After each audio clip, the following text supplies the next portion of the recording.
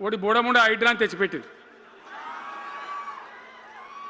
దానికి ఆ హైడ్రాకు ఆ పిసిసి ప్రెసిడెంట్ అని ఉంటాడు ఆయన, కాంగ్రెస్ కమిటీ అధ్యక్షుడు, ఆయన నిజామాబాద్లో పోయి చెప్తుండు, హైదరాబాద్లో హైడ్రా, నిజామాబాద్ కూడా తెత్తం బిడ్డ, నిజామాబాద్లో నిడ్రా, రేపు జగిత్యాలలో కూడా జిడ్రా అంటాడు. ఇక అంటే ఏం కావాలి?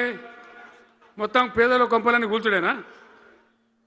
కేసీఆర్ రాజ్యానికి వచ్చినప్పుడు 3.5 లక్షల మందికి పేదలు ఎక్కడ ఉన్నారో అక్కడనే పట్టాలు ఇచ్చినాం.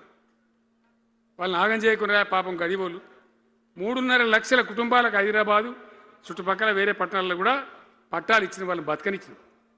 ఇలా ఏం కూలగొట్టుడు? అది పుస్తకాలు కూడా తీసుకుని పోరాటాలు చదువుకునేటి అంతే గిరితమా? నేను ఒక్కటే మాట మనం చేస్తా ఉన్నా, గ్యారంటీగా బీఆర్ఎస్ గవర్నమెంట్ వచ్చేది ఖాయం. మొట్టమొదటి రోజులనే ఈ ఐటాంటోని ఎత్తి అవతల వరేస్తామని చెప్పి నేను మనం చేస్తా ఉన్నా. తీసేయన్నా దాన్ని, ఐటాన్ని తీసేయనన్నా? పక్క మాటనా?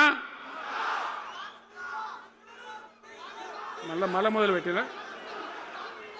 మొదలు పెట్టిరా, ఇక జరాగు 5 నిమిషాలది అయిపోతుంది. హైడ్రాని పీకేసి మొదటి సంతకంతోనే తీసి చెరువులో వాడేస్తాం దాన్ని. ఇప్పుడు మనం చేయలేం. 46,000 చెరువులు మంచిగా చేసినాం. ఏమన్నా గుడిసె కూడా కొలగొచ్చామా? ఇల్లు కూడా వచ్చామా? ఇదేమి ఇచ్చేంతరం నాకు అర్థం కాదు. మూసి అని దాని ఎంబడి వాడారు, దానికి ఆడ గరీబులు ఉంటారు పాపం. మూసి ఎంబడిన గరీబులను వాళ్ళని ఏమి ఏడిపించుడు?